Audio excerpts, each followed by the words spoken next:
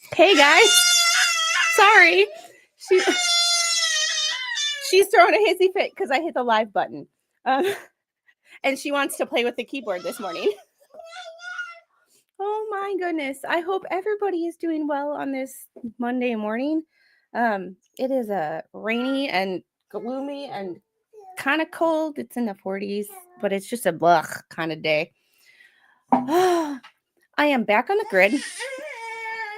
I was able to go live on Sunday with Rosalind, and then I went to make a thumbnail right after I got off of stream with Rosalind, and my internet went down. She agrees. Being off the grid is... I think it's Are you done? Can mommy talk now?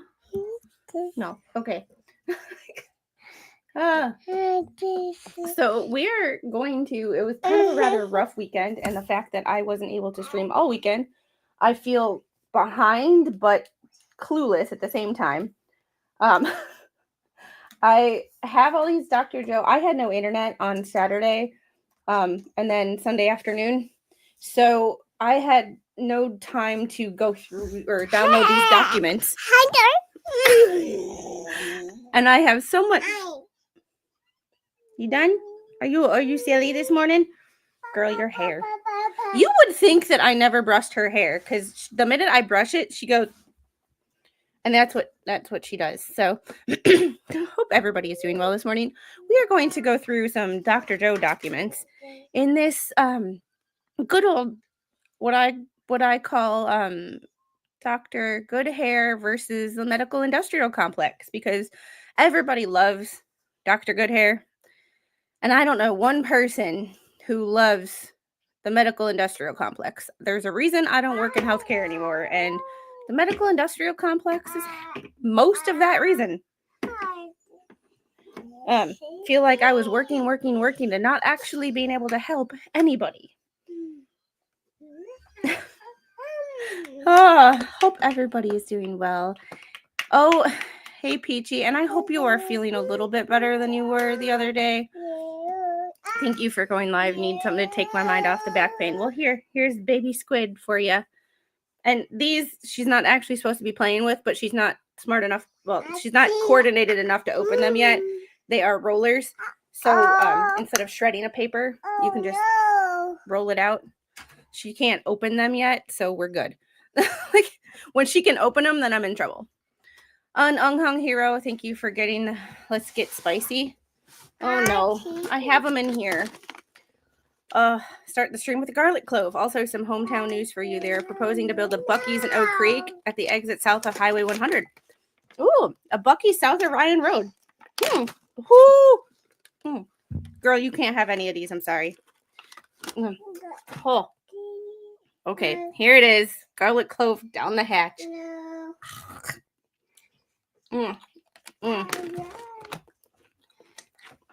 I need a nap. Can you go get Mama a napkin?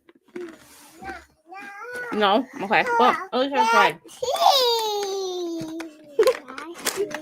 Holy crap. You'd think I'd be getting used to those by now. I'm not. Oh, Unhung Hero. Why? I didn't move. Hopefully we will be moving in a month.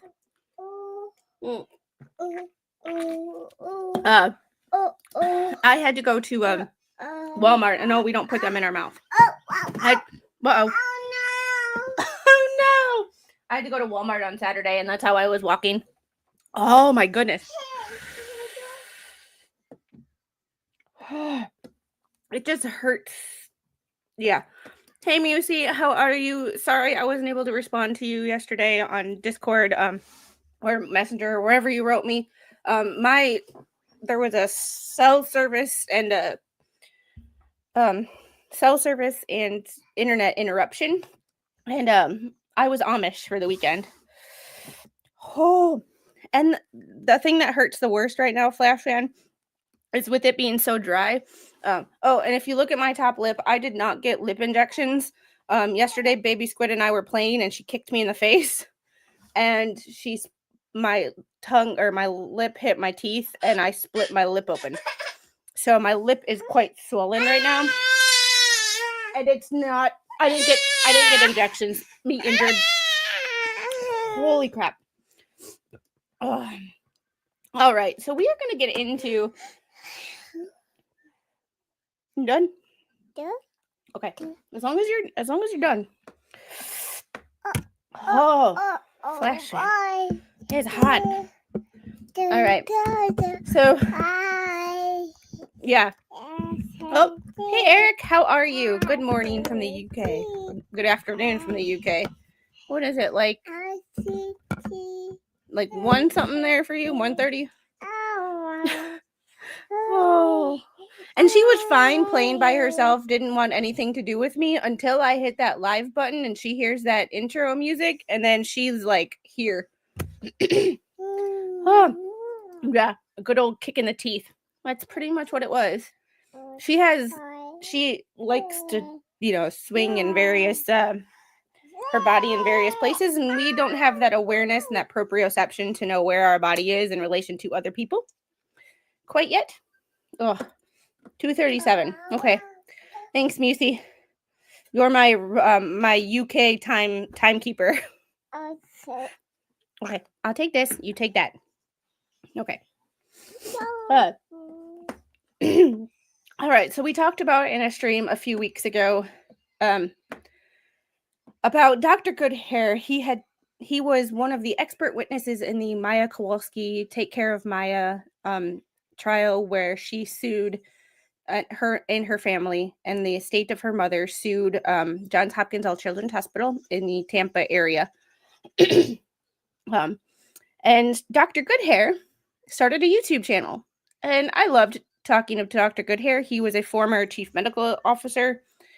He also he was one of the good guys in healthcare, because I've worked at enough hospitals, and I worked at a hospital, and I've known enough doctors, and I've been involved in the healthcare system enough to know that I hate doctors. And that's nothing personal against Dr. Goodhair. I've known that doctors can be a little, like when you get your hands on some money and some power, a lot of the times it goes to your, it goes places that it shouldn't, and your ego can get kind of big. Dr. Goodhair is one of the good guys. He's one of those people where, like, I would have loved for him to be my doctor. He seemed like he listened to people, and his YouTube channel was all about advocating and how do we make things better. He took some time off. He hasn't uploaded anything in a while. And now we know why. He is suing HCA Healthcare Incorporated, Far West Division, which incorporated HCA Management Services, LP Trust Workforce Solutions, LLC, and Merrill Lynch.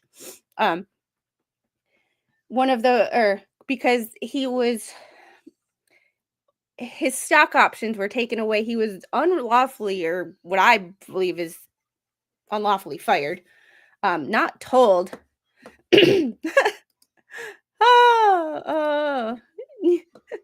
Not even close. They're a whole nother level of, they're a whole different level. Yeah. But I worked in a large 700-ish bed hospital for 6 years. I've seen, and having, I worked at one hospital system. I did an internship at another. I went to the VA, and when I went out for my surgery, I got referred to the other large healthcare system. So I kind of made the rounds in the greater Milwaukee area of all the hospitals. So I saw a lot of doctors. I had doctors that my badge would say occupational therapy, and they would still call me PT, or they would still say, like, they would still, like, interrupt my sessions, like I wasn't doing something with the patient. Like I was wasting my time. Well, I'm glad to see you're home now. I'm like, that one cleared out my sinuses this morning, so I'm sorry. Like my eyes are watering. That one hit me. That one hit different this morning.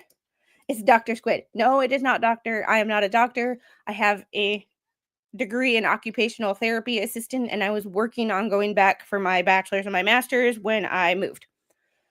And that's when COVID hit and all the fun stuff went down, and I will no longer work in healthcare ever. So this is the summons, and this was for each different. Oh, Ungung Hero, why'd you have to do that to me so early in the morning? Oh my god. Oh boy. This is a summons. This one was given to HCA Management Services, but there was one for each. Each defendant is required to serve within written defenses to the complaint on plaintiff's attorney whose address is Childers Law within 20 days after service of the summons on that defendant exclusive of the day of service, and to file the original defenses with the clerk of this court either before service or on plaintiff's attorney or immediately thereafter. If a defendant fails to do so, a default would be entered against that defendant for the relief demanded in the complaint or petition. So this was e-filed on 12/3, but it was and then it says important. A lawsuit is filed against you. You have 20 calendar days after the summons is served to file a written response to the attached complaint with the clerk of this court. A phone call will not protect you. A written response, including case number given above and the names of the parties, must be filed if you want the court to hear your side of the case. If you do not file your response on time, you may lose the case, and your wages, money, and property may thereafter be taken without further warning from the court.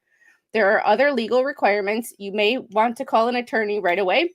If you do not know an attorney, you may call an attorney referral service or legal aid office listed in the phone book. Boy.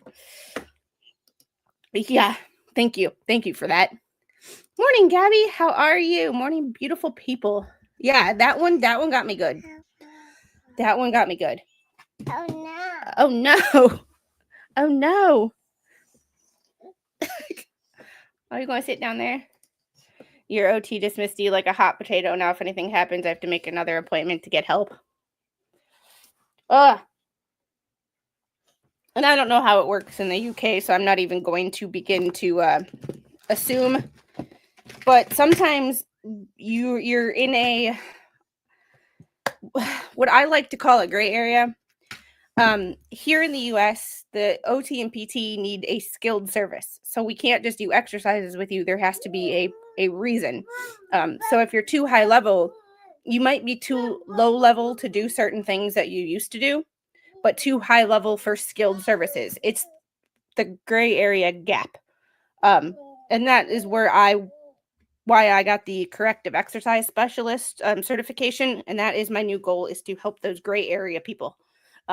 People who are too high level for skilled services, but too low level to live their daily life like they used to. Anyway. Hoy. Yeah, that one hit me good. Thanks, Unhung Hero. If you choose to file a written response yourself, at the same time you file your written response to the court, you must also mail or take a copy of your written response to the plaintiff's attorney named in the documents. If you're a person with a disability who needs accommodation in order to participate in this proceeding, you are entitled at no cost to you the provision of certain assistance. Please contact the ADA, which is the Americans with Disabilities Act, for those of you who are not in the U.S.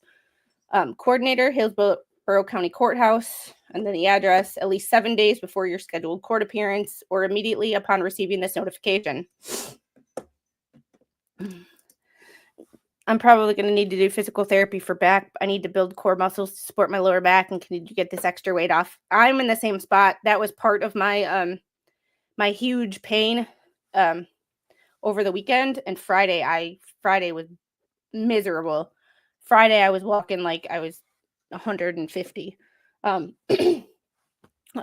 If you want, you could message me in Discord, because I'm kind of in that same thing. I walked a lot on Friday, even though it was the worst gait pattern in the world.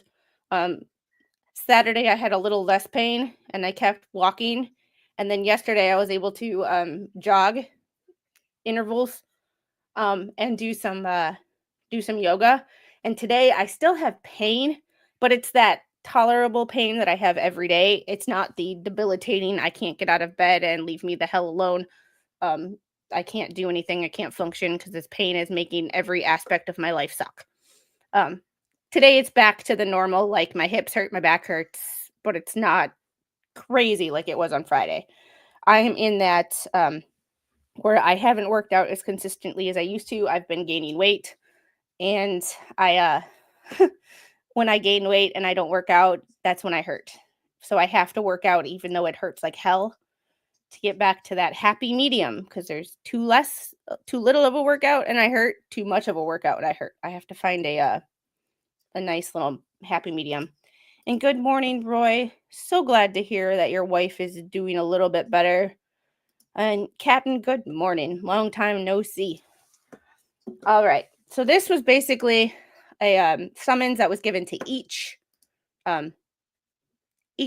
party in this lawsuit. Well, here's what happened. So there was and I started dating these thanks to Captain Kern and all of those documents that he and I are going through on Thursdays. I started labeling my stuff a little bit different so I can actually like see them easier. Notice of appearance for Merrill Lynch. So Merrill Lynch got some lawyers. And I'm trying to do this as efficiently as possible, but we all know that like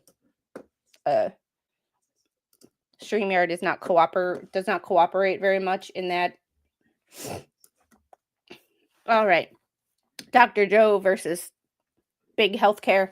I'm just going to say medical industrial complex because that's what it is.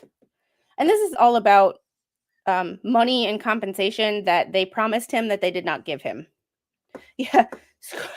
Squid decided to go off the grid and live differently. Do you know how much you rely on the internet and or cell phone service? And we lost both. It was like after the hurricane when like I had one bar because I was trying to get service from another cell phone tower farther away, and it just did not work. So pages were taking forever to load. It was awful. And you don't realize how much you rely on it until you don't have it. And it's every aspect. The good news is I got a few chapters of Megan's book completed. So, and this, Captain Kern, if you'd like to reach out to me we can talk when you are ready. All right, notice of appearance, designation of emails. Please take notice that the law firm of Bressler, Ameri, Ross, PC, through its attorneys, Keith Olin, Esquire, and Taylor Bandy, Esquire, hereby appears counsel for defendant Merrill Lynch, Pierce, Fenner, and Smith, Incorporated, and requests that all documents served or filed in this matter be served in the undersigned or the addresses set forth below. In accordance with Rule 2.516, Florida Rules of Judicial Administration, the undersigned hereby designate the following email addresses, and I'm not giving those email addresses because, did Megan, hold on, Flash fan. Megan has written multiple books, but I will grab this one. Hi.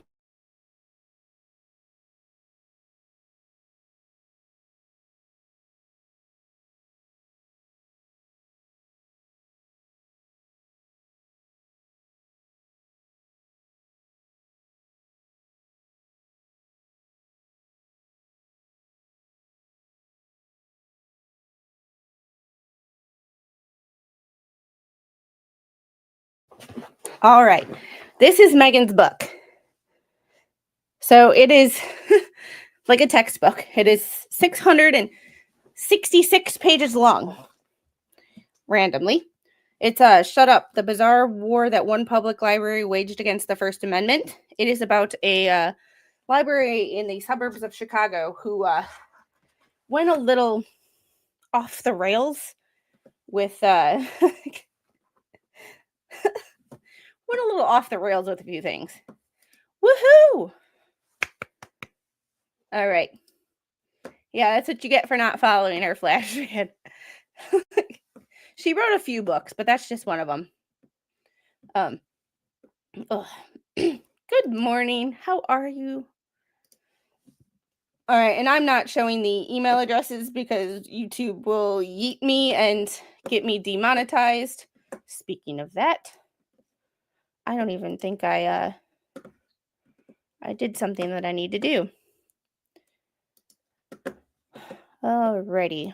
And this is a lot of just basic documents, but there's some things in here that are questionable at best. And I'm still going through because not having internet means I couldn't download a lot of the documents that I wanted to. There we go. So we're going over one by one. I will never write a book. No. It's not a So on the 3rd of January, I'm going to open a couple of these.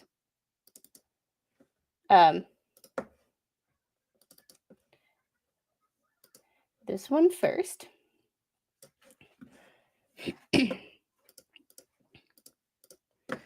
And a lot of these are short, which is good. So we'll it won't be too hard to go through them all. I just have to get them organized. So I can write a book on being hillbilly Amish. So Dr. Joe's counsel agreed to an extension of time for Merrill Lynch. They asked for an extension. The plaintiff gave it to him. Notice is hereby given that the plaintiff has graciously agreed to an extension of time for defendant Merrill Lynch to file a response to complaint through and including January 24th, which was Friday, in the above captioned manner. And I am not a hillbilly. That is my sister. My sister is pure hillbilly. I love her dearly, but she is pure hillbilly from Ohio. And JKD Buck, I know you're probably at your meeting now, but you know Southern Ohio hillbilly. You know. There is this one. This is where it gets a little more interesting. Because a lot of these initial motions are just technical things that need to happen within the court system, but don't really impact the whole thing. Just they file a motion or a complaint. You need to file an extension if you can't write it in time, or you need to file a response to their complaint. The basic stuff before it goes over Squid's book titled Queen of the Pettyverse. Before it goes to any hearings or things like that, you need a complaint and you need a response, and then there's all this stuff. But this is where it gets interesting. Motion for clerk's default comes now the plaintiff, Joseph Corcoran, DO. And I think that's why I like him, is he's a doctor of osteopathic medicine and not an MD, which if you get the opportunity, sidebar, I know people are gonna on replay crew are gonna get on my case for getting derailed again.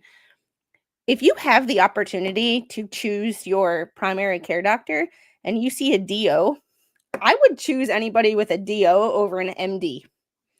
DOs are a little bit more holistic in the way that they go about making decisions. I love them dearly. If you have the chance to choose a DO over an MD, I would do it in a heartbeat. Obviously, there are some MDs who are better than DOs, but just if you have to choose somebody you don't know and you're just picking off a list, I would look at DOs first. They are they are a little bit more holistic in the way that they go about decision making and how they look at your body as a whole instead of just one system at a time. DOs seem to recognize that the body is interconnected, and you might have pain up here, but it could be from a pain in your back. Instead of just looking at, oh my God, you have pain in your neck, it's a neck problem.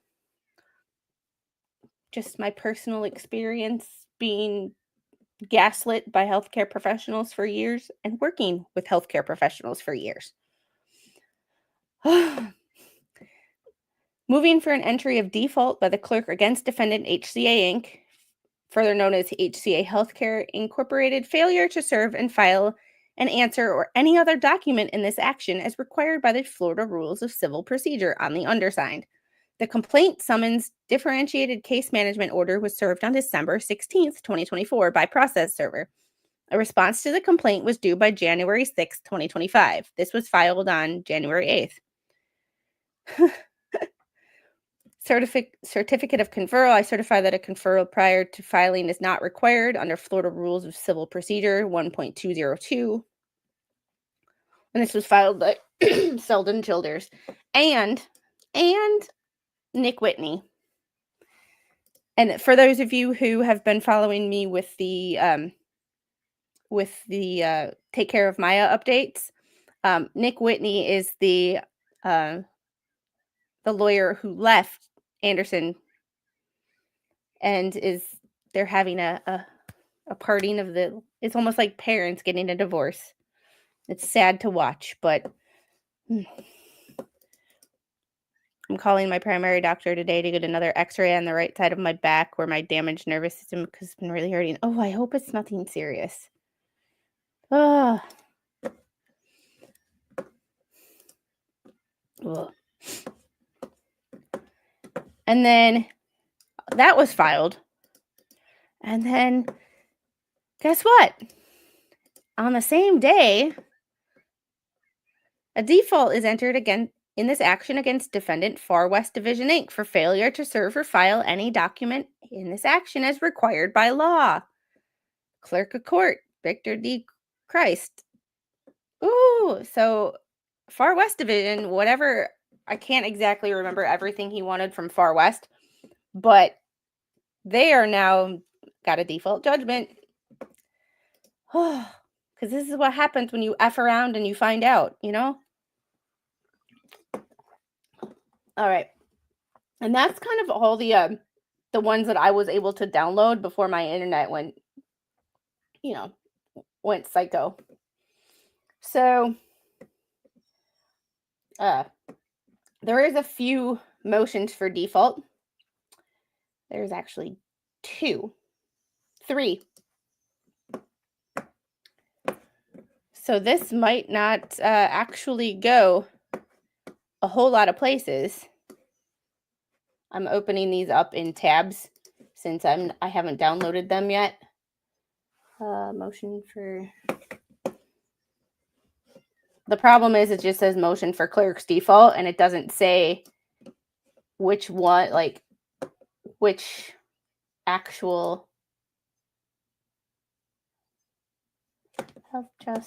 there we go. There's a whole bunch of Far West is the one we just looked at.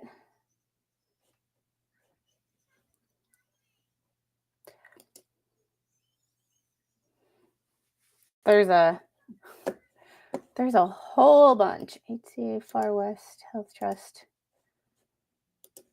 Hey. 1, 2, 3, 4. This is what I'm looking at.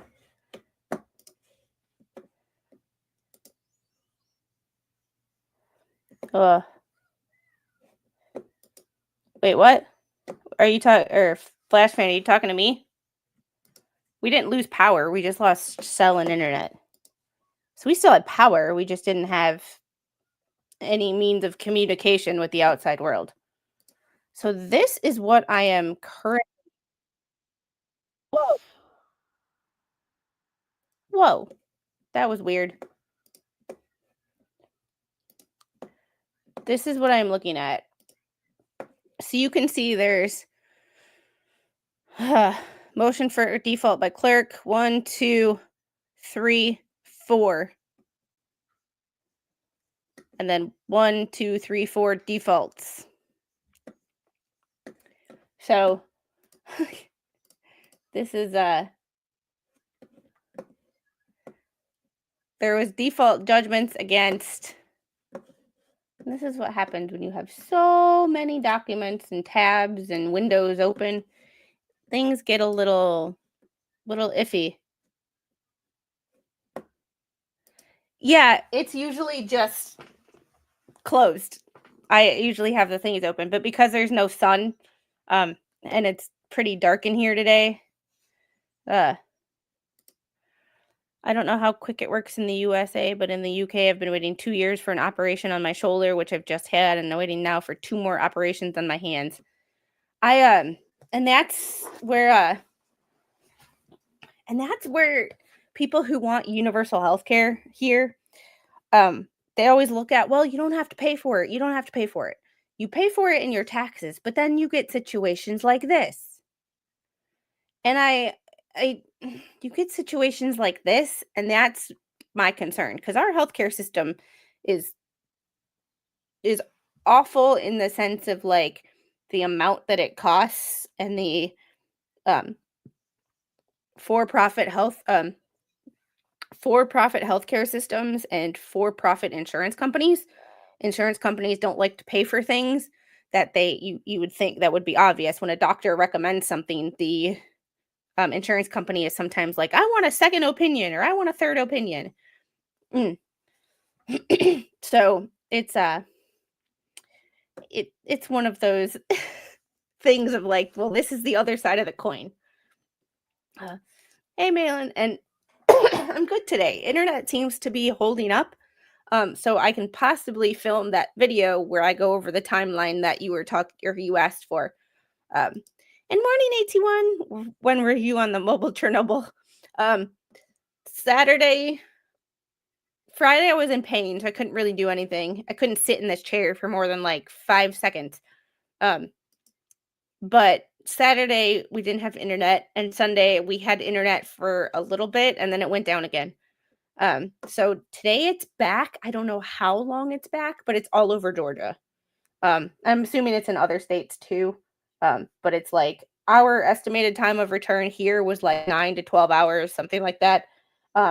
Macon, which is not unbelievably far away, was 442 hours. So, I know, because I've been wanting. So, Malin had asked me for a timeline on the what's going on in the federal case for What the Hales. And I did go over that document, that scheduling order, but I'm going to make a separate video just going over the scheduling order now that all the motions have been denied or approved, and the timeline is what the timeline is, as Judge Kranick says. So, in the words of Michael Kranick, the timeline is what the timeline is. Mobile Chernobyl. Yeah. I was on the Enter prison. Cell block 65. Isn't Macon the South? Macon is central Georgia. South Central. So I will be making that video. Yeah. Just look at the VA healthcare system. You would no longer want the government to run your healthcare. Yeah. Yeah. For my doing all this stuff to get a mortgage, I had to prove that obviously I had to prove that I get a VA income. But I had to prove it. And to go on the website, the last time they sent me my document for how much, like what my disability rating is, was in 2020. So I had to go on the VA's website and search for it. Do you know how hard it is to get individual documents? It makes any clerk of court website in the country look like a cakewalk. Ugh. 2005, actually. October of 2005 was my first time out to sea. I deployed on her in 2006 and 2007. So if you were there in October of 2005, we were on the same ship at the same time. So going back to, and I shared them all in tabs now that I don't have to, or now that I didn't download them. But this. So there is motion for clerk's default against Health Trust Workforce. So that is 1.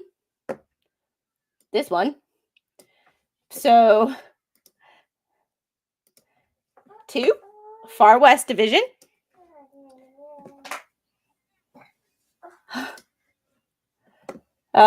These are the motions. So HCA management, and then there was the fourth one, which was there's 4.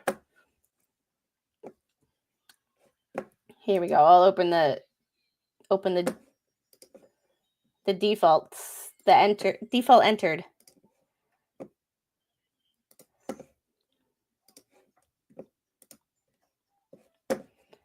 All right. 4. Default is entered against HCA Inc., further known as HCA Healthcare, for failure to serve or file any document.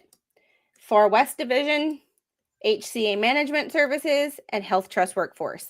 So that is 1, 2, 3, 4.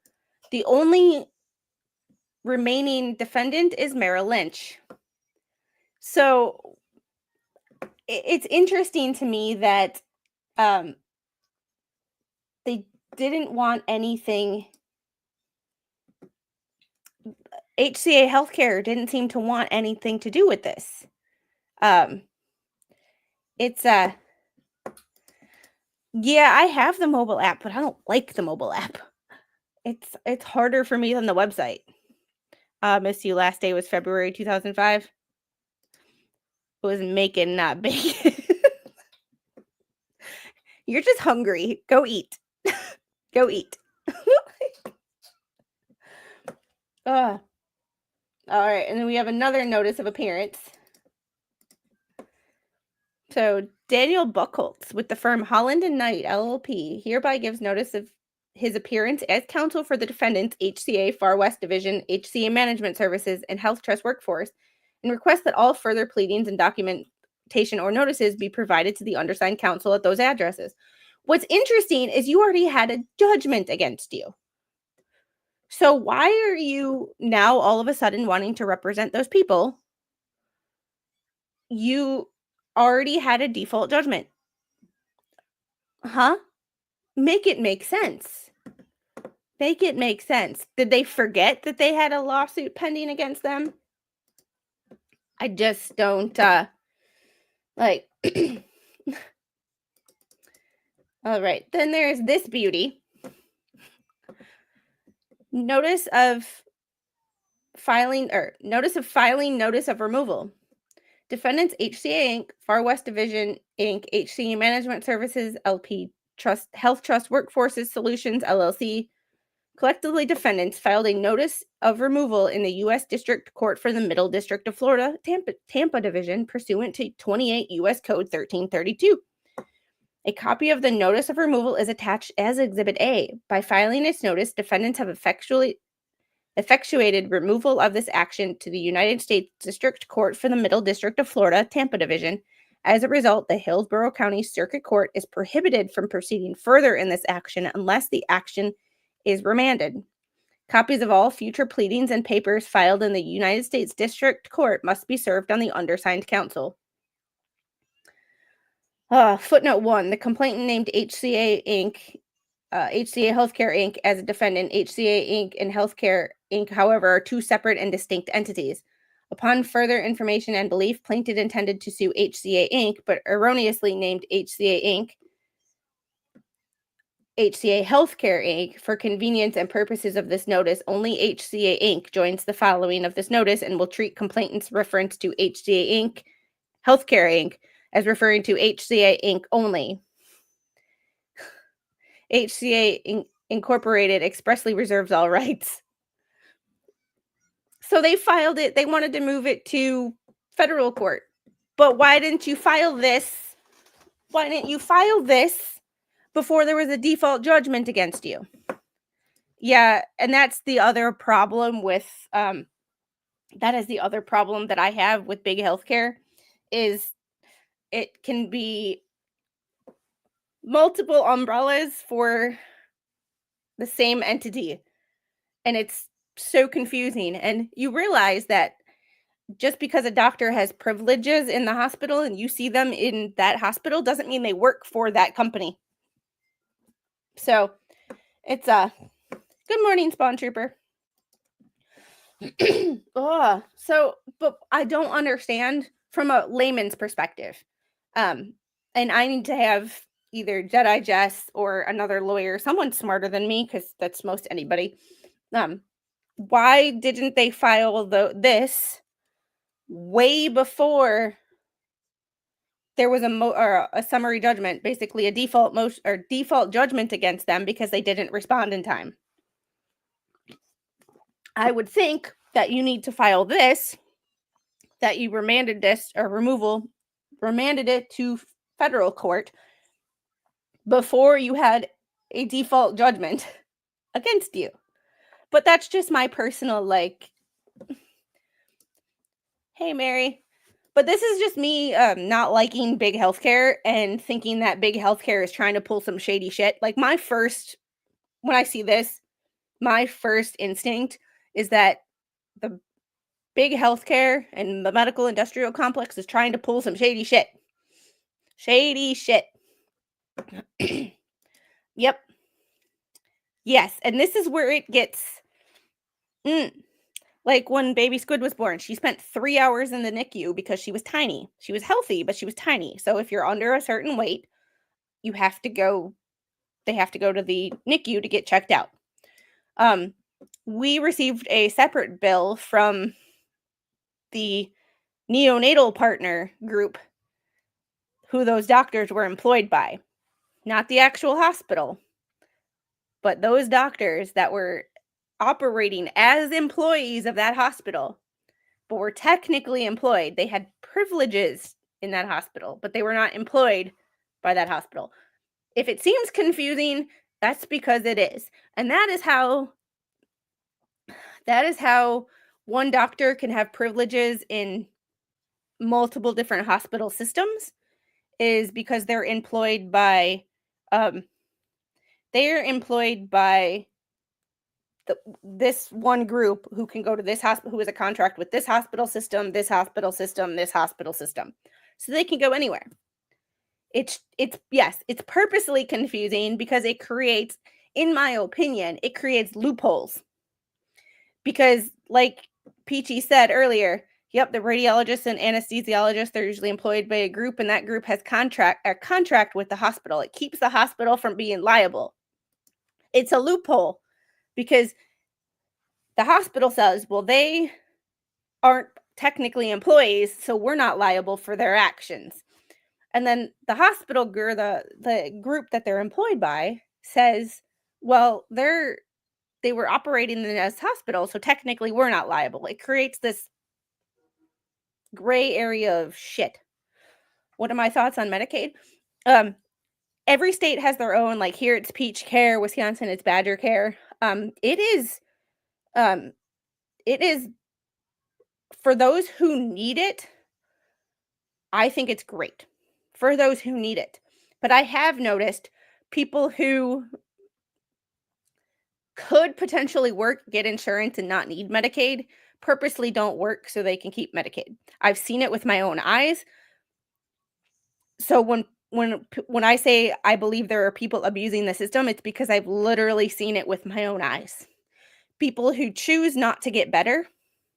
Like I've had patients who could live independently on their own, live completely independent if they chose to do the work. They don't want to do the work.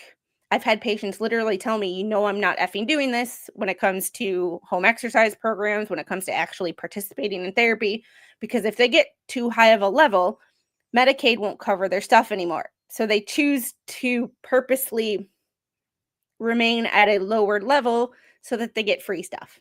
For those who need it, it is great. But there are multiple abuses of the system that I can't. And it's weird for those of you who are watching this who are like, I can't believe people do that. That's because you have a better personality and a better work ethic than some people. I have literally seen, and like this. You need it but make too much. There are people who purposely don't make enough so that they can stay on it. Like they do it on purpose. They could have a 40-hour a week job where they make plenty of money and don't need it, but they purposely choose to not work. It's a mm. I've literally had someone tell me that I can't do this, otherwise I'm going to lose my benefits. Some people do it on purpose, and then other people are like you. They need it, but they make too much. They know they're going to lose it. So it's just a really, yeah. And then Tammy, you get people with your ethical and values that you hate being disabled. It sucks. You would rather be working. So for people who need it, totally understand it and totally understand why it's there. However, it is abused. And for those people who say, well, it's not abused, they're lying to you because it is. It is. I've seen it with my own eyes. I've heard people tell me that if they participate in therapy and they get to a higher level, they will lose their benefits. It sucks. Hey, Abby, thank you for the $2 super chat. Don't spend it all in one place. It's probably going to gas money, to be perfectly honest with you. It's oh yeah. All right, so we have this notice of removal. And I'm keeping all these open so that I can get. And here is Exhibit A. Come on. Maybe it'll load. Come on, internet. You can do it. You can do it. They filed Exhibit A as a completely different filing, which is so weird to me. So weird.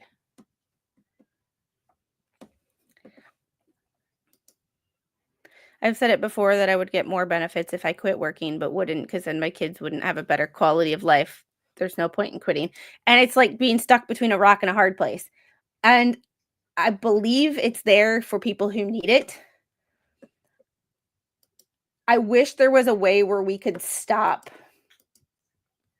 the abuses of it. And I am not detailed in exactly how we could do that, but there has to be a way. Okay, so we might make it through all this and we might not. This is 175 pages. This is Exhibit A, and I've not been through this. So this is the document that I have not been through. So we will see. Exhibit A, notice of filing, notice of removal. So pursuant to 28 U.S. Code Statute 1332, 1441, and 1446, defendants HCA Inc., and they repeat footnote 1 that they used in the other thing, but complainant named HCA Inc., HCA Healthcare Inc. is a defendant. HCA Inc. and HCA Healthcare Inc. are two separate distinct entities. They basically say the same thing. Plaintiff, however, may attempt to argue HCA Inc. was correctly named and or HCA Inc. is obligated to respond to the claims brought against HCA Inc., HCA Healthcare. Therefore, in an abundance of caution, HCA Inc. joins in the filing of this notice in response to the allegations asserted against HCA Inc., further known as HCA Healthcare Inc., as if they were asserted against HCA Inc. only. And if this sounds really confusing, that's because it is. Yes, she has flash fan. We don't say it because she's literally gone back to I had to close the pantry door so that she would not get into it. Ugh. Fighting TRICARE took 2 years, nearly went bankrupt, all over emergency care and the definition of what isn't inpatient care and emergency. So, did you have the problem of they kept you as an observation patient? Technically, you are in the hospital, but you are an outpatient bed. That was always an interesting thing. When I'd go to discharge planning meetings on the acute care floors, we would have patients that were observation. So they were inpatients but they were outpatient status. It's basically outpatient in a bed. It was confusing. You had to treat them differently, how you eval'd an outpatient or an observation patient versus an actual inpatient. It's, oh, I'm not even getting into that. I hate feet. Y'all are nasty.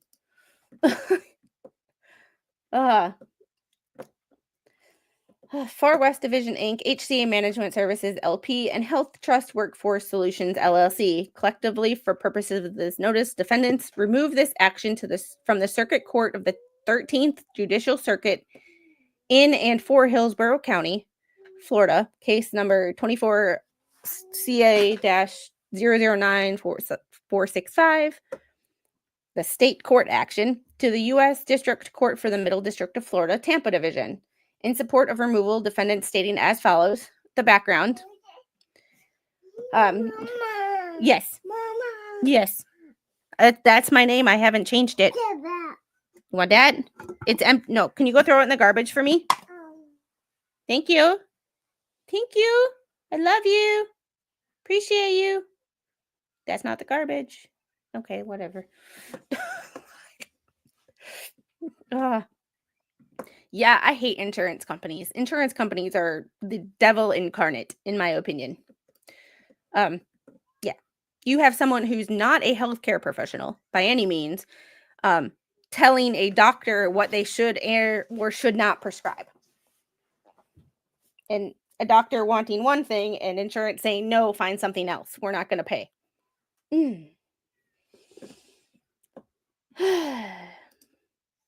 Oh, that sucks. Hospital billed as an inpatient neonatal neurology for my daughter, but only kept her 23 hours and 30 minutes. Like that was likely an intentional act. If it would have been 24 hours, all would have been fine.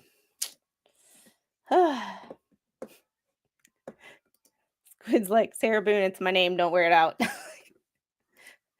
I heard this in a Facebook reel or an Instagram reel or something where a girl was like, every time you say they say mom, you do a squat. I would be 10 pounds in no time. Ugh. Yeah, and we could go down a rabbit hole of insurance and why I hate them. They make it way more complicated, and that, I believe, is a valid argument for why people want government health care. I see that as a valid reason because insurance companies are not only for profit, they cheap as hell. And you have non-healthcare professionals, someone who sits in a cubicle all day on the phone, doesn't actually see patients, and they're making the healthcare decisions that your doctor has to ask them for permission. Then it really sucks. Yeah. So. Oh, I still haven't gotten a new order for massage therapy, and it's been 7 months. I took that stinking class on the 3rd, all for them to tell me, yep, now you've done this stupid class, we can put in an order for it, and no order yet. Good morning, it's me. How are you today? All right. The background: on November 26, 2024, plaintiff Joseph Corcoran, DO, initiated the state court action against defendants and defendant Merrill Lynch. I'm just going to refer to them as Merrill Lynch instead of this, for breach of contract and various tort claims. A true and correct copy of the complaint filed in state court action is here to attach as Exhibit 1. That is what we read over 2 parts in the rest of this action.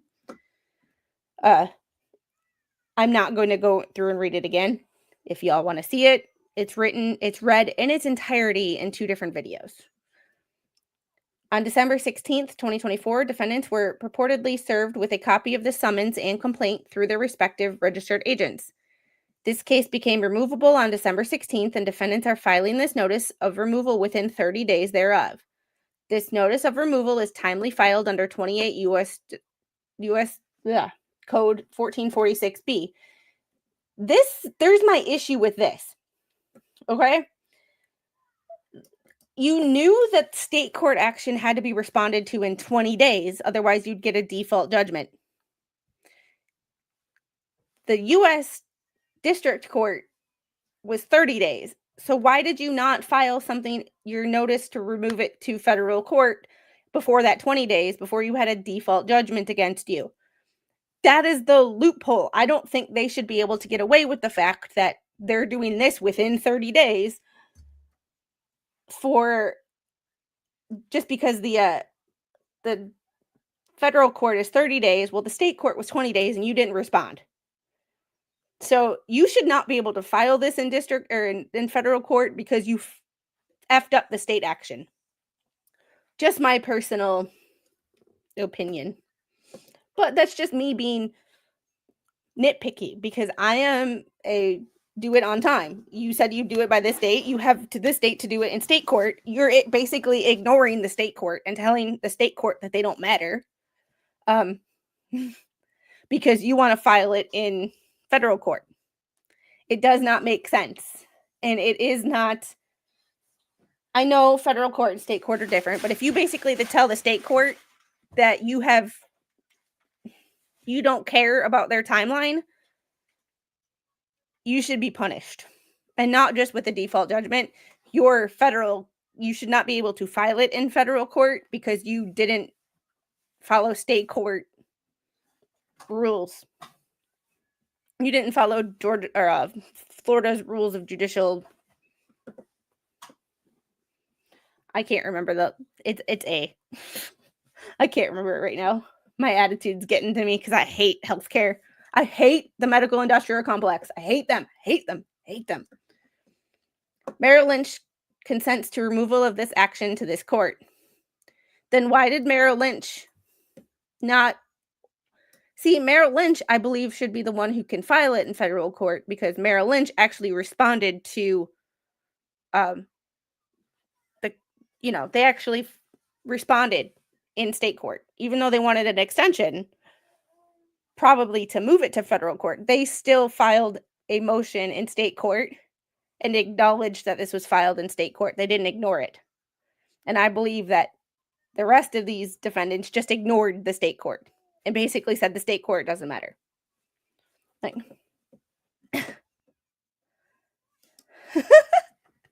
so sick of people not understanding Dorothy was a villain in Wizard of Oz. She stole those cakes. Angel, what trouble are you getting into over there?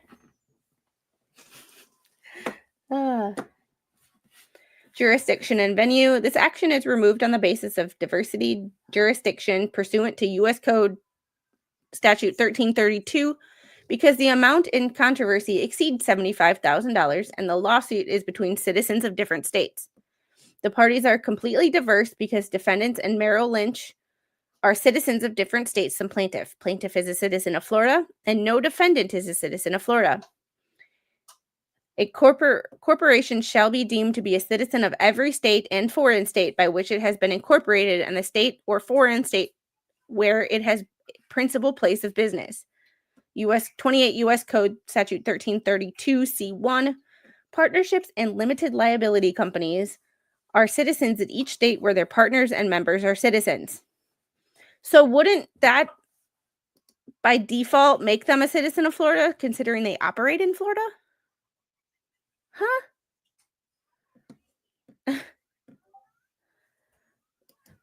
Yeah, and that's the thing. I have to look this up in federal court. I will be doing that on Pacer later today. We have some appointments today and tomorrow, so I'm not sure what my schedule will be like. This week is very busy for travel and random times of appointments that are in person and not on stream. I can. Hopefully we will be done by then, but I still can. What are you doing today on there? Ugh. See, and things like this, Flash Fan, I'm going to use you as an example. The other day in somebody's chat, somebody asked me a question, and I answered it about my stream. And the mods yelled at me, no promoting your own streams. Somebody asked me a question in chat, and I was just responding to their question. I have no problem I'm going to put this out there for myself. If somebody is in my chat and there is another content creator in my chat who someone asks them a question, like say Roy asked Flash Fan, hey, what are you talking about on your stream today? And Flash Fan answers, I have no problem with that. To me, that is not promoting your own stream. That is answering a question from another person in chat. That is just a side conversation in chat that happen all the time. So you are, I'm just using you as an example, Flash Fan, but I have absolutely no problem with that.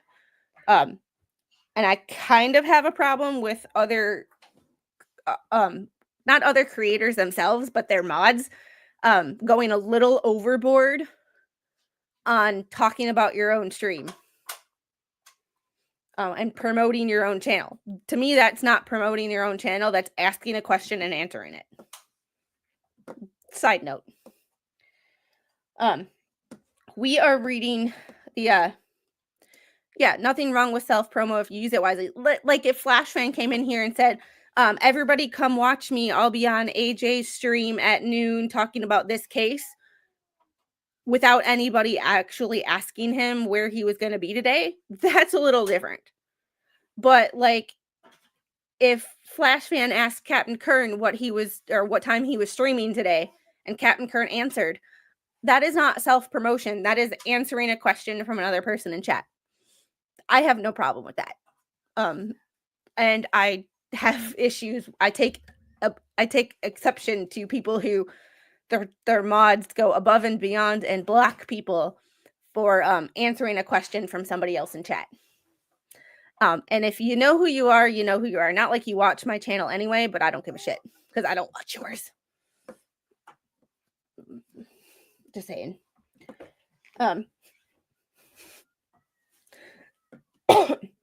See, Rolling Greens, MHPLP v. Comcast, 11th Circuit, 2004.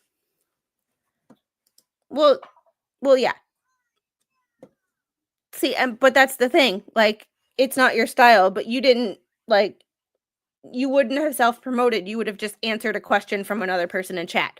And if you don't answer somebody asks you a question about what time you're streaming and you don't answer them, I see that as rude. Like, just answer the question. Like, you're not self-promoting. You're just answering a question. Like, but that's just me. Like, hey, Gabby, I was just, Flash Fan asked if we could redirect to AJ because he'll be on the panel today.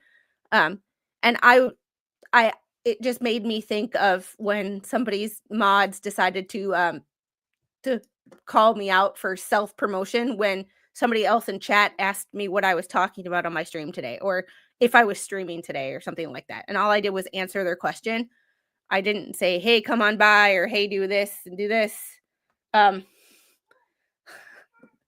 Oh my goodness, said she's going to reach out to you. No.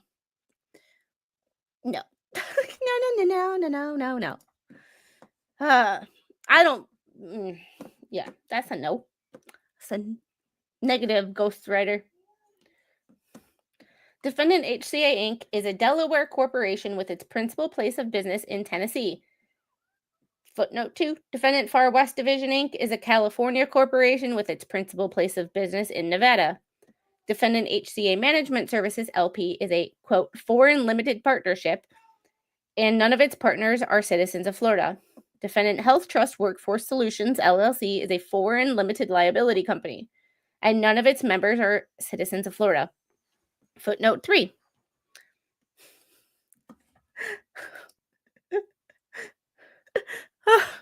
Oh yeah, and they also did say they were going to come and interrupt my stream. I don't give a shit. Thanks for the views.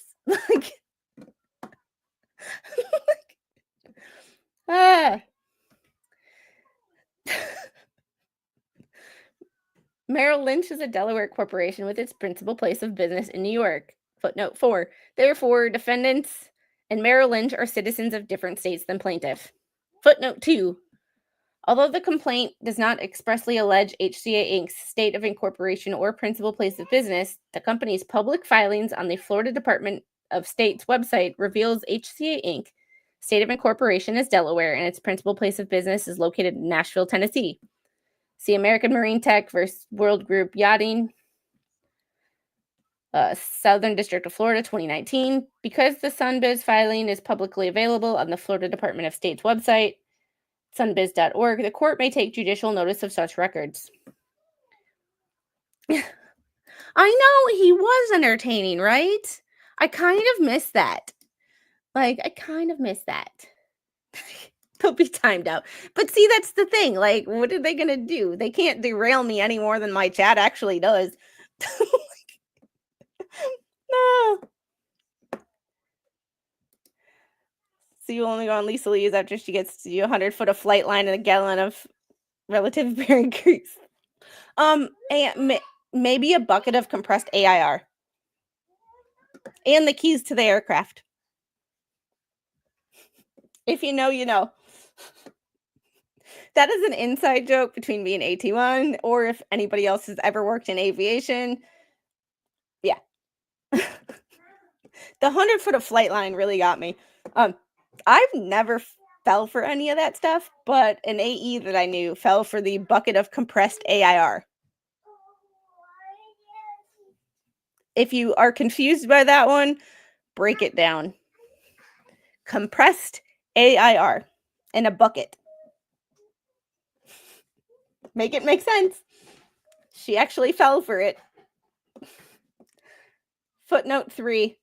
Upon request by the court, defendants HCA Management Services, LP, and Health Trust Workforce Solutions, LLC, can submit supporting materials establishing that none of its partners and members is a Florida citizen for purposes of diversity jurisdiction.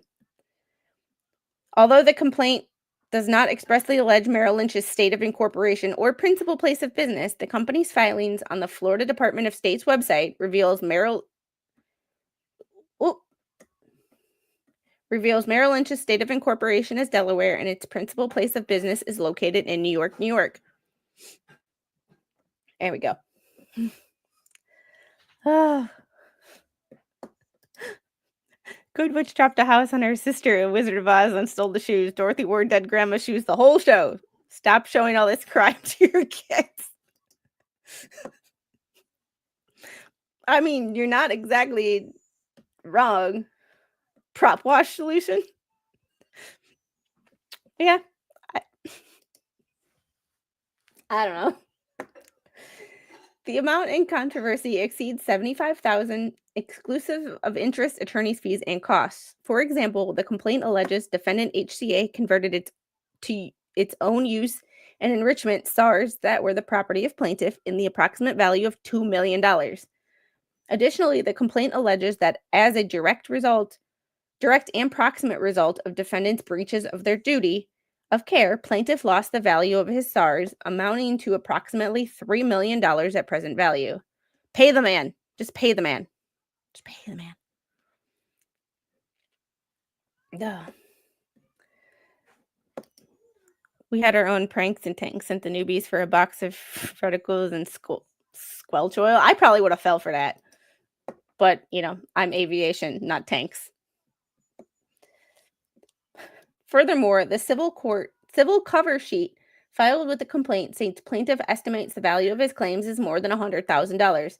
These facts satisfy defendant's burden of establishing in the amount in controversy requirement for diversity jurisdiction. See Freeman v. Giovera Specialty Insurance Company. Hope I pronounced that right. 2nd District of Florida, 2020. Holding defendant satisfied amount in controversy requirement by relying on allegations in the complaint and civil cover sheet. Venue is alleged to be proper because this court is the district and division embracing Hillsborough County, Florida, the location where the state court action is pending. Accordingly, this action is removable under 28 U.S. Code 1441B. State court action pleadings. True and correct copies of all process pleadings and orders served in the state court action are not previously referenced or attached hereto as Composite Exhibit 2. A true and correct copy of the docket for the state court action is attached as Exhibit 3. Notice to state court and other parties of removal pursuant to 28 U.S. Code 1446D. Contemporaneously herewith that A copy of this notice of removal is being served on plaintiff's counsel and Merrill Lynch's counsel, and a copy is being filed with the Circuit Court of the 13th Judicial Circuit in and for Hillsborough, Florida, County, Florida. Non-waiver and reservation of rights. By filing this notice of removal, defendants do not waive, either expressly or impliedly, their respective rights to assert any defense any of them could have asserted in the state court action. Legal filings, sometimes, I know it has to be written that way, but they find the most ass-backwards way to write things. Like, and this is where, yeah, the default judge, and that's the thing. They filed this within 30 days because federal court requires 30 days, but the state court required 20 days, and they didn't respond, and they got a default judgment. So, I feel like it's a loophole that these people are trying to climb through. Oh, thanks, Palmers. Baby girl, can you come here for a second? I might have to go do mama duties in a second. Ugh. See, and that, I guess there's pranks in every field. My godfather's retired fire chief says they used to do pranks for rookies.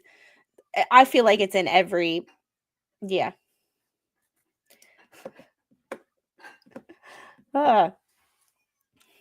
Nothing in this notice of removal shall constitute a waiver of defendant's right to assert any defense, including motions pursuant to Federal Rule of Civil Procedure 12, as the case progresses. Defendants reserve the right to amend or supplement this notice of removal.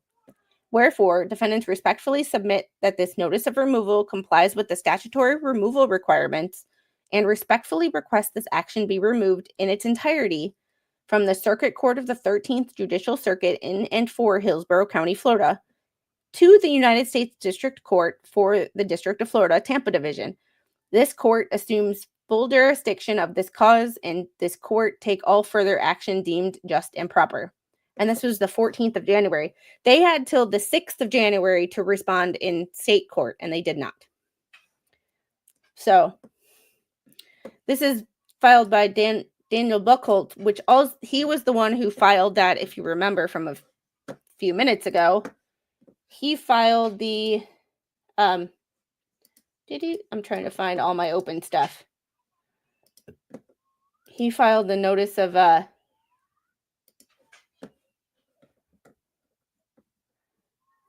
he filed that notice of appearance on behalf of Merrill Lynch.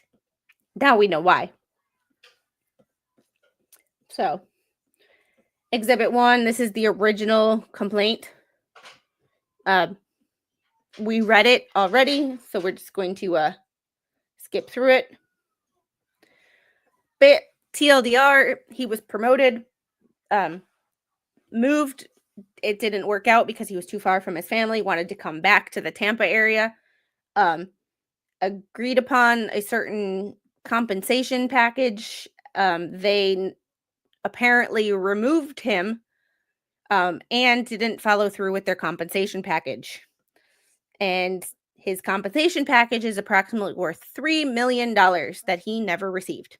Just pay the man. Oh, yes. Mama duties entail. I am going to play an intermission video, go get a snack, go get some water, and I have to go do mama duties. If you know, you know. I will be right back because mama duties come first. Our hearts beat to the city streets. We began to feel the fire. We rise like tall buildings as the chemicals they take us higher. The night's young, it has just begun as she puts her hand in mine.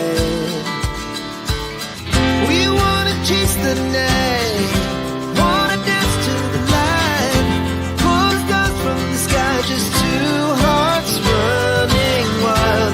Never sleep, never stop, every shot from the top. We're gonna be two hearts running wild.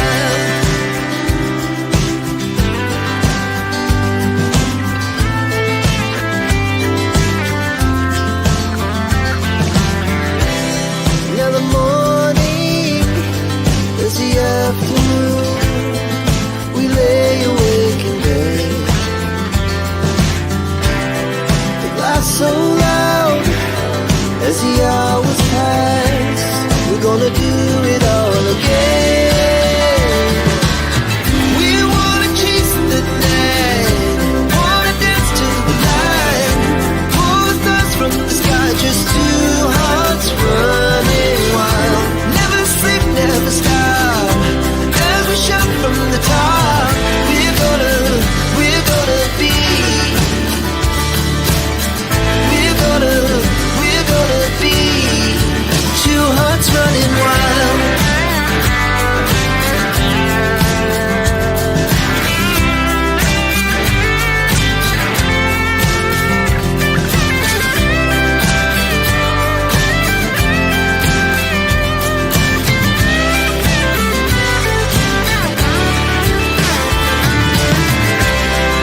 The moonlight, summer sky, it was the best we ever had.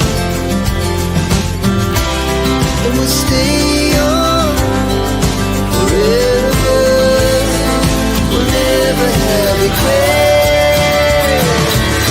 We wanna chase the night, wanna dance to the light, pull the stars from the sky, just two hearts running wild. Never sleep, never stop, as we shout from the top. We're gonna be two hearts running wild. We're gonna be, we're gonna be two hearts running wild.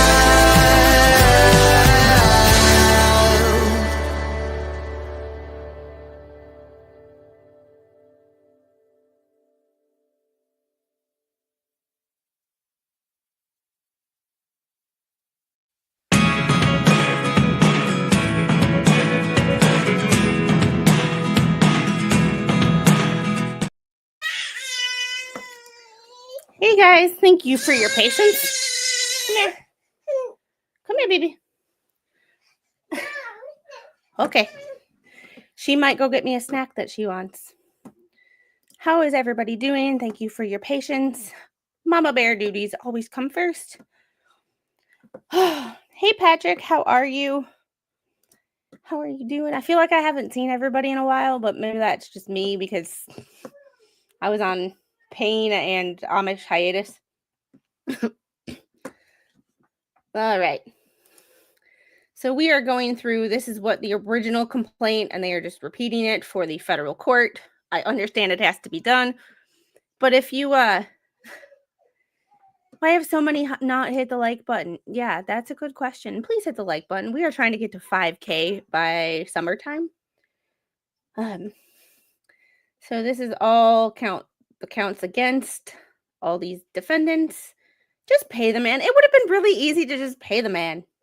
Just pay the man. But they didn't. Because we want this to be over. We want Dr. Joe to get paid and back to making YouTube content where we can enjoy his company. This is Exhibit 1. This is a form of HCA Holdings stock appreciation rights. I will post this in the Discord if anybody wants to actually read this. This is just a whole lot of definitions, which I don't feel the need to read you definitions. If you want to read the definition of good reason, in the legal sense, permanent disability, retirement, SARS. The SARS, because I am going to be stating SARS, it's not, I am going to read that one. Grant of SARS. SARS stands for something related to stock options. I just can't remember what it is right now because finance is not my area of expertise. I rely on Mr. Squid for all things finance other than paying bills, writing checks, and managing a budget. Outside of that, stocks, grants, all of that stuff, investments, I refer to my better half because he is smarter in that area than I am. So this is not my area of expertise by any means. And this is not, well, insurance company paying Shirley, you jest. Yeah. Basically, just give him his compensation package that you promised him in his contract. And it would have saved them a lot of time, because at the time that they did not pay, or then they took away his options, it would have been a $2 million value. In today's standards, it's $3 million. So they would have saved themselves $1 million if they would have just not screwed up in the first place. And I believe Dr. Joe has good cause for this.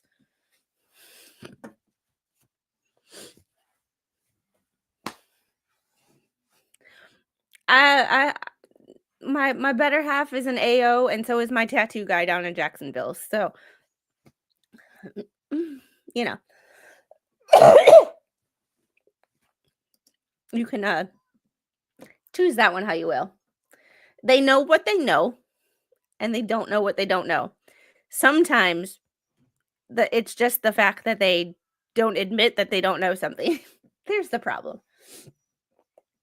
All right, so this is Exhibit 1. I will put all this in the Discord. Flashfan, can you post a link to my Discord? Or any of the mods, but Flashfan, I know you have probably the easiest access to it right now. Stock appreciation rights. There we go. SAR. Number of SARs granted here under was 1,160.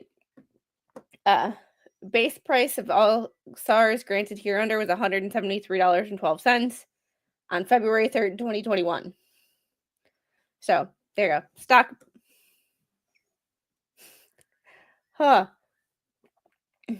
Stock appreciation rights. I'm going to repeat that one more time so that Squid can remember it.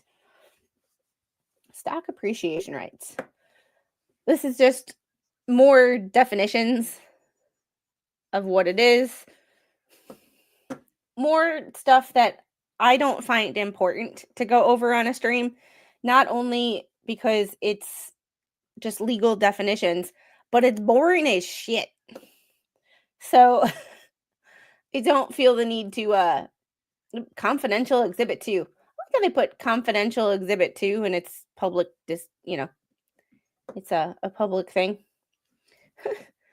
For in consideration of the lump sum payment to Joseph C. Corcoran, hereinafter referred to as employee, in the amount of equivalent to 12 months pay, or $424,488 plus $29,168 representing 12 months COBRA benefits, continuation minus legally required withholdings, the sufficiency of which hereby acknowledged employee unconditionally settles, releases, compromises, reaches accord and satisfaction, waives, remisses, discharges, and acquits Far West Division Inc., HCA Management Services LP, their partners and parent and affiliated corporations, businesses and operations, and their officers, directors, agents, employees, attorneys, and the successors, and assigns them, any of them, hereinafter collectively referred to as company, for each and every and all actions, cause of actions, liabilities, claims, damages, and expenses of whatever kind in nature, including but not limited to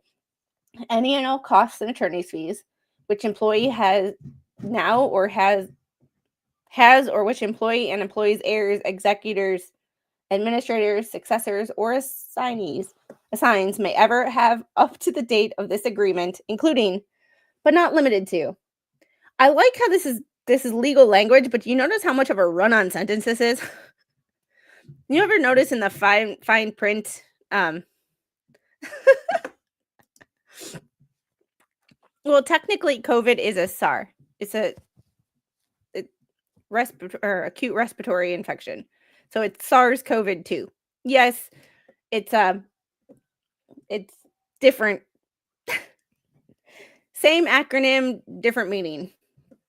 But this is all a run-on sentence. And this is what I hate and what I think they do on purpose to make it confusing and make you not want to read it. They purposely make it more difficult to read, in my opinion. This is completely me, and this could be fabricated and not exactly true. But I feel like they make it harder than it needs to be. to discourage people from actually reading the fine print and making it very, very difficult to read.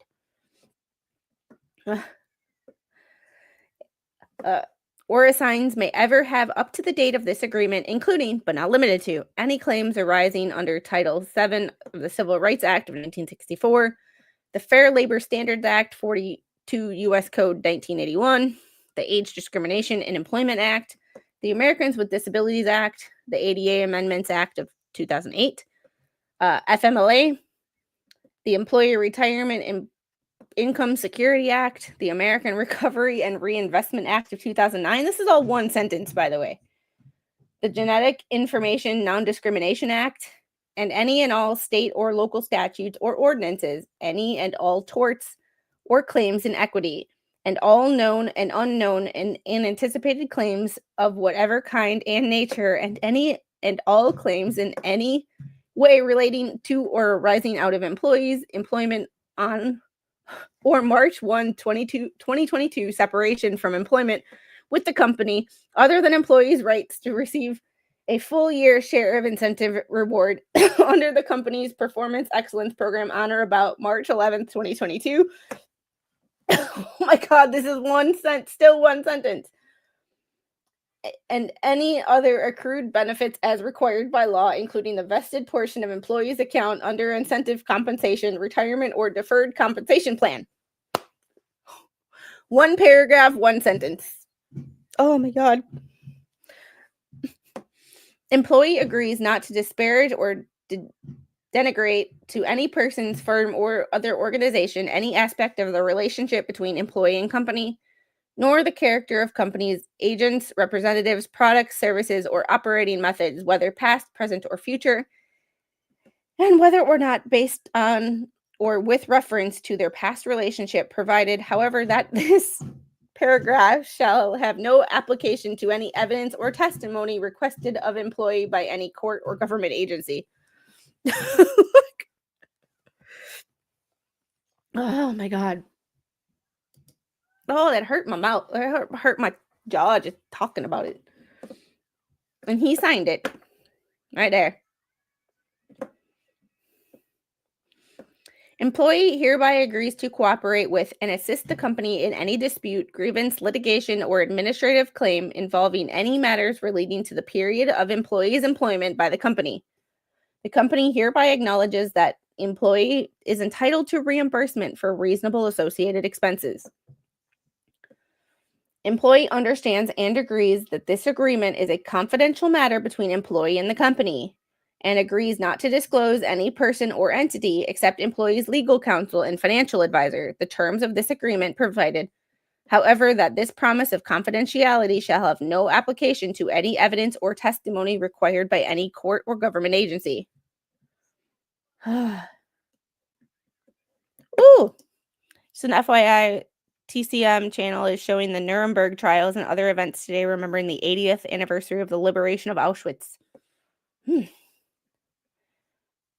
That was a run-on paragraph. Yes, it was. Oh my goodness. This agreement replaces any and all prior agreements, oral or written, concerning employees' separation from employment, and is the only record of this agreement. This agreement shall be governed by and conform with the laws in the state of Nevada. Should any provision of this agreement be declared illegal or unenforceable by any court of competent jurisdiction and cannot be modified to be enforceable, excluding general release language, such provision shall immediately become null and void, leaving the remainder of this agreement in full force and effect. Here's my thing. Did he sign this before or after they did not give him his SARS? Because if he signed this before, fully expecting to get his SARS, and then he didn't, I mean, that would make this an actionable offense, in my opinion. Once again, not a lawyer, never claimed to be. This is just a layperson trying to figure out why our legal system is so damn complicated for absolutely no reason at all. Employee, because this could be written in a way easier way that's so much easier to read, but they purposely make it difficult for reasons such as this. You get frustrated reading it. You don't want to read it. You stop reading it. And you get completely annoyed. And no one wants to read this. Like, you just don't, no one wants to read this stuff. Like, you get really frustrated with it. And it kind of makes you want to bang your head up against a wall. All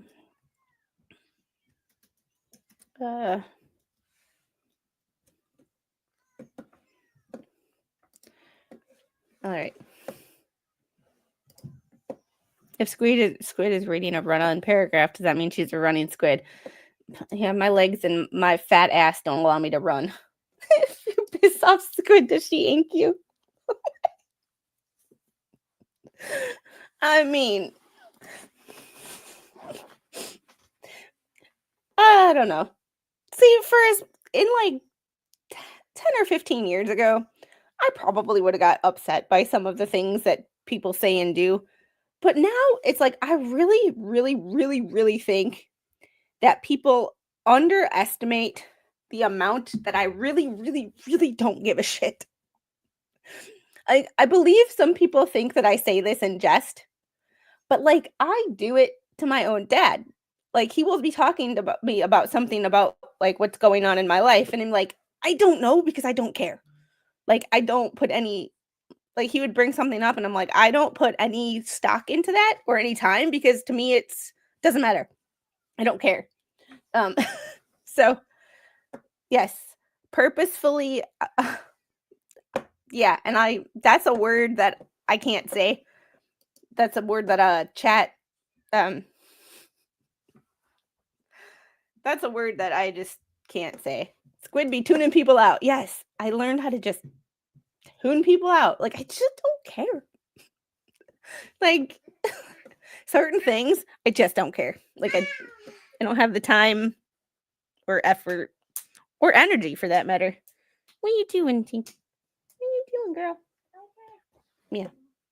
She's sitting right here. So, Squid be tuning people out.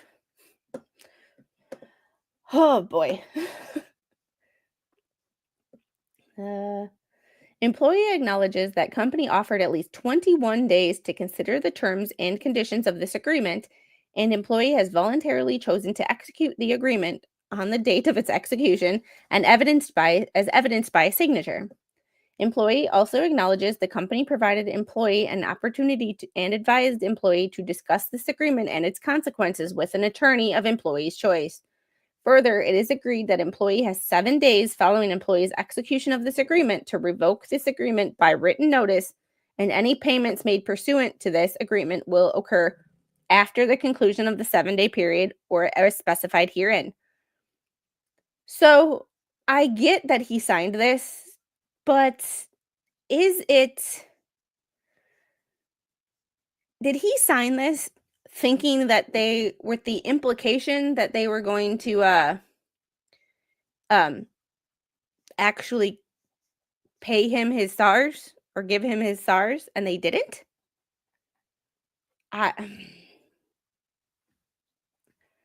There's my issue. So I don't know. And then Exhibit 3, important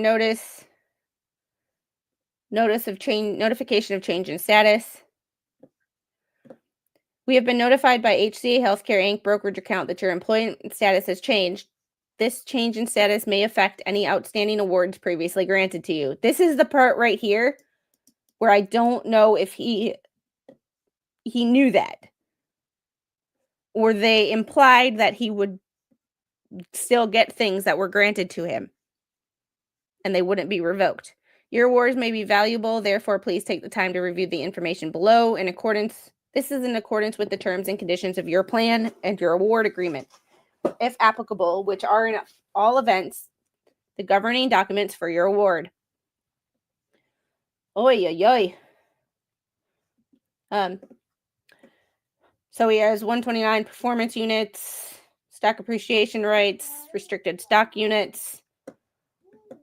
I believe this is what the heart of the issue is they didn't, I don't think that they made it clear that they were going to take this away. My wife says that I am pro at tuning people out. I don't tolerate stupid, Will. And if I paid attention to every person in this world that didn't like me, like none of us would ever make it through the day. Like if we paid attention to every person, because you can't make everybody happy. So you just laugh at their face.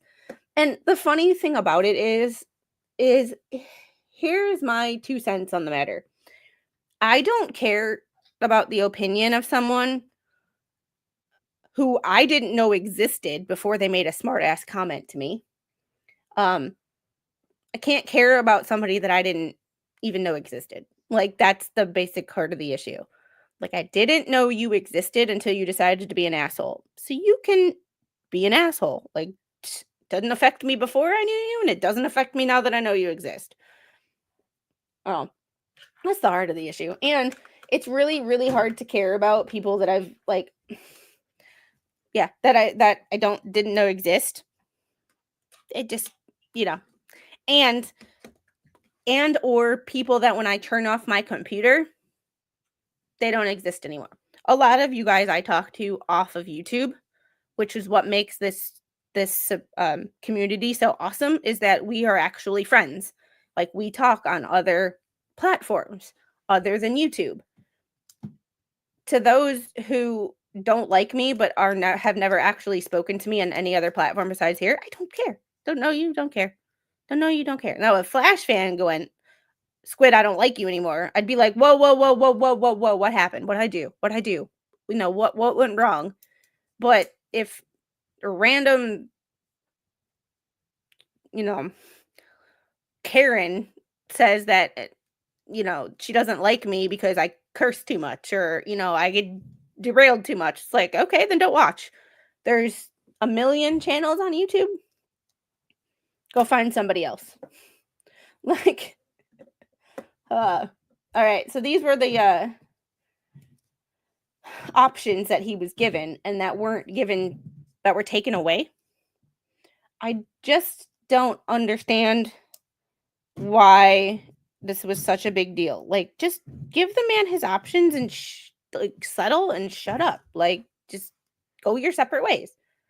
I don't, because supposedly Biden pardoned him. There is a thing about whether those pardons are actually done correctly or even possible. I don't know. But if my thing is if you're issued a preemptive pardon before you've actually been gone to court or been put in any situation where you might have to admit guilt, innocent people don't need pardons. Just saying.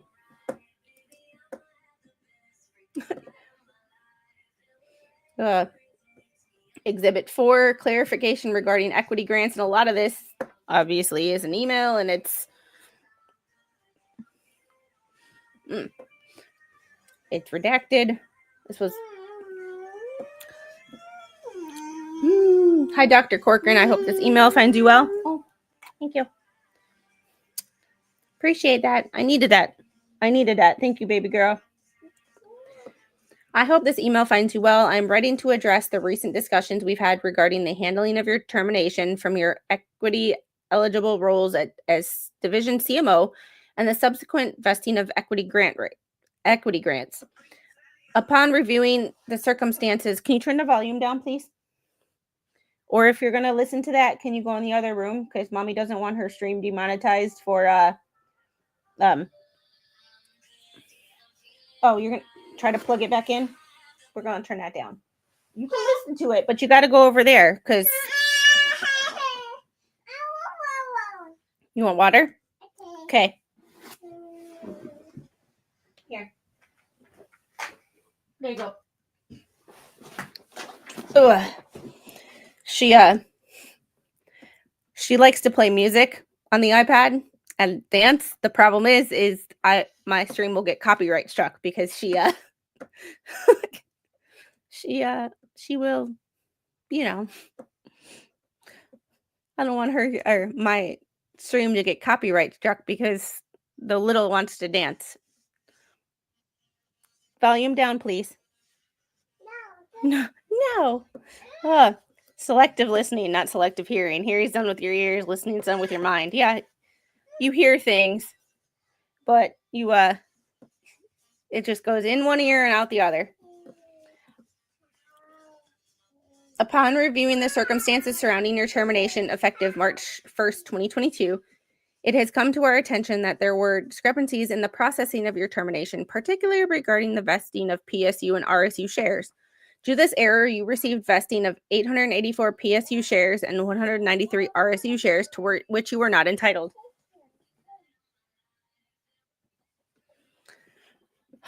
During our recent phone conversation, you mentioned that upon realizing the continued vesting of your shares, you contacted compensation and were informed that the vesting would continue as long as you remained employed by the company. Despite this misinformation, we have decided to honor what was incorrectly represented to you by your compensation regarding the continued vesting of shares.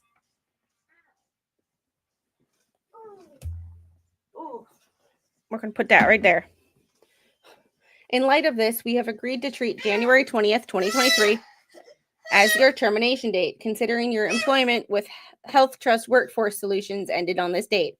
However, it is important to note that you were not in an equity eligible position for nearly a year and no work was performed in 2023. Subsequently, any unvested equity grants after January 20th, 2023 should have been canceled.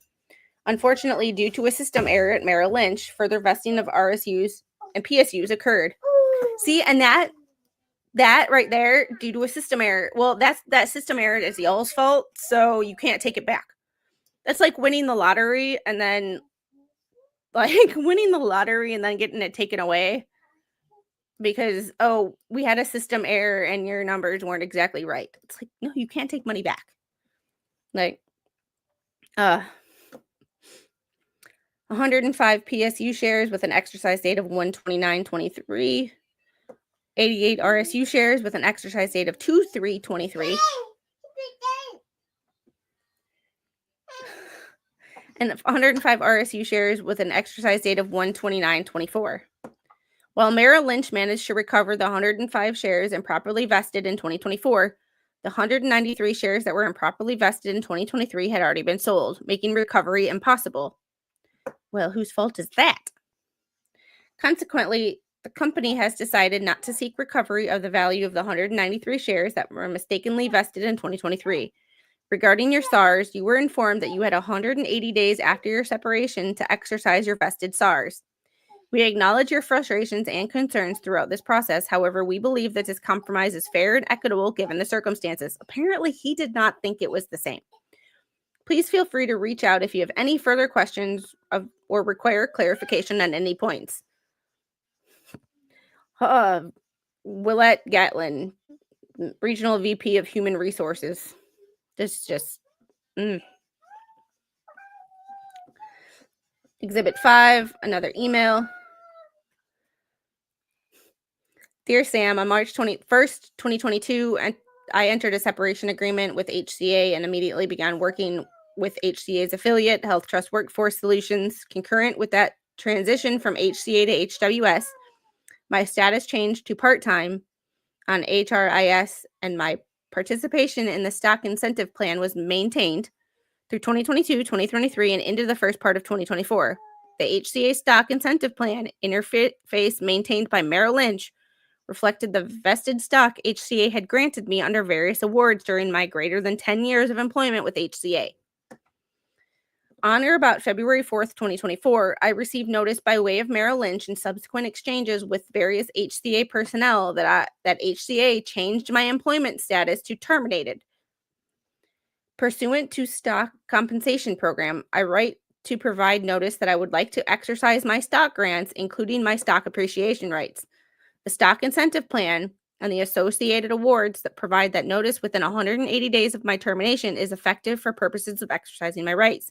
And HCA is to deliver a payment from the company in shares of common stock having a value equal to the excess of the fair market value of one share on the exercise date over the base price. Please deliver prompt payment in accordance with the several awards and stock incentive plan, including 8,720 stock appreciation rights with a base prices between $136 and $173.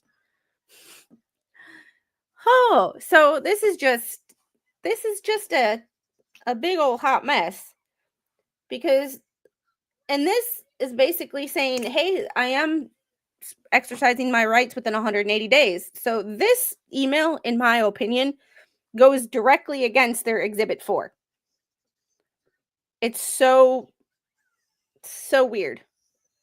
It's so weird. Like, civil cover sheet.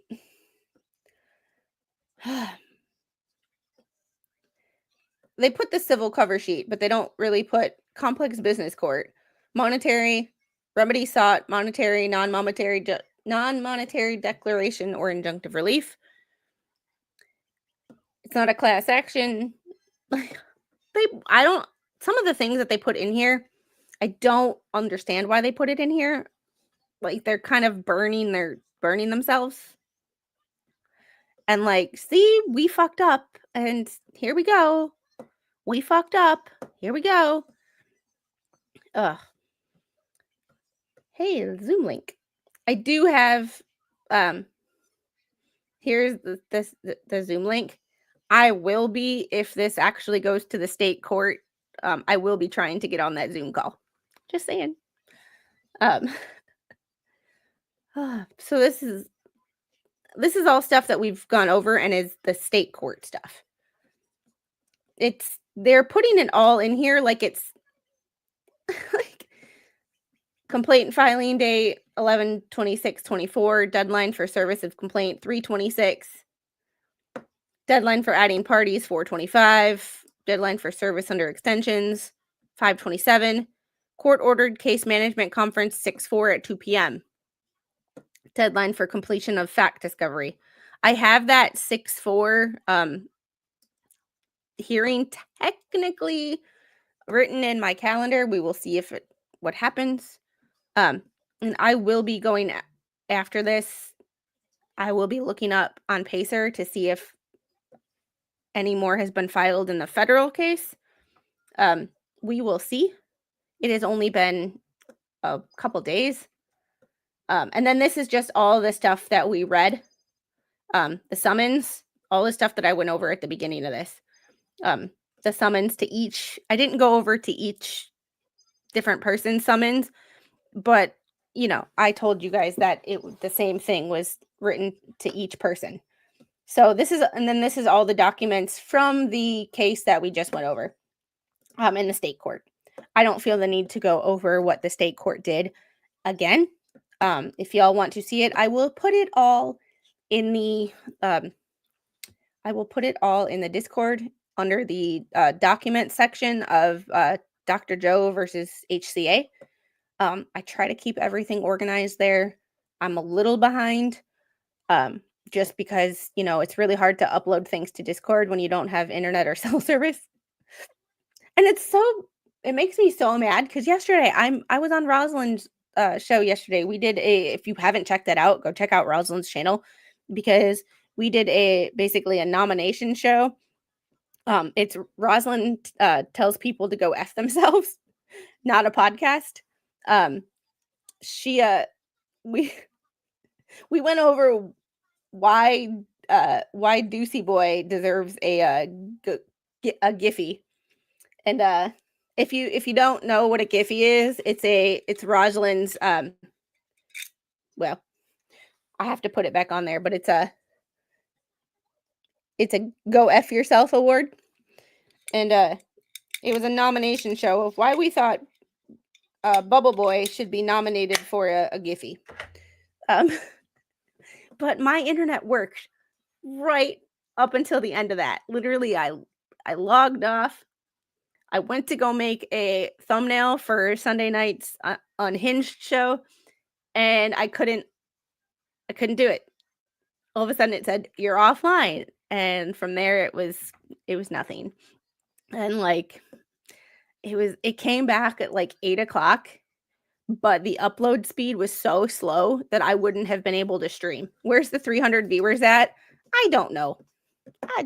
The only the only thing that gets 300 viewers is What the Hales drama, and I only cover motions because other than that, it's one of those things of like, I don't care. The court stuff is interesting. I don't have the time to pay attention to everything else. So with that, I am going to see if we can find AJ's stream. It's still another 40 minutes before she's supposed to go live, but if she has her stream set up, there is this one. Final day of Massachusetts versus Jane Toppin, scheduled for noon. So I'm going to send you guys over there. The Stark Depot may have just dropped, and we will go ahead and check that right now. I will look at my pacer as we speak. Let's see. I checked this morning, and there was nothing there before my stream this morning, but we will see about now, because, you know, things tend to happen while I'm on stream with other people. Oh, yes, there is. There is a motion for... It is not a... It's a motion for extension of time. I'll have to look at the state. The Stark Depot may have just dropped, but there is a new document. So we're going to go over this real quick.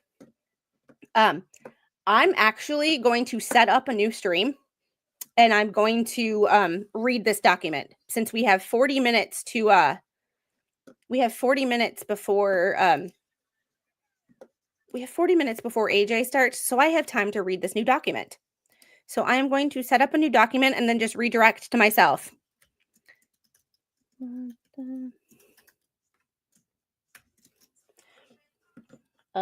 This was filed by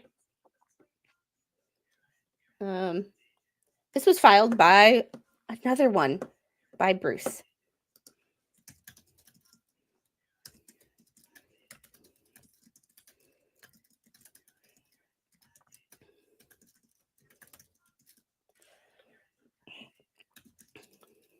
So I am currently setting this up as we speak. And then I'm just going to redirect to myself, because that will make it so much easier.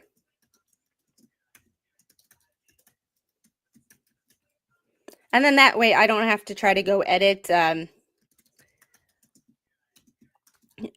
this out.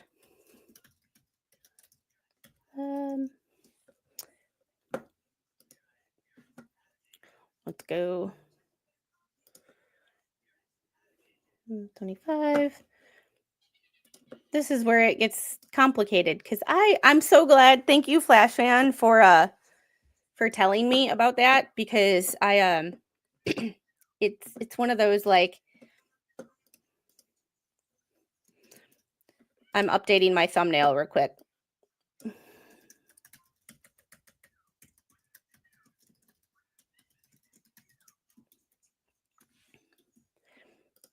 There we go.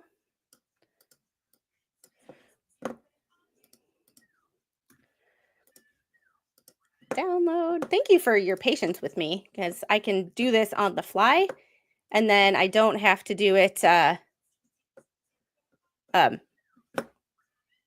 come on. Why isn't it? There we go. Almost strikes again. All right, I created the live stream, and I'm just going to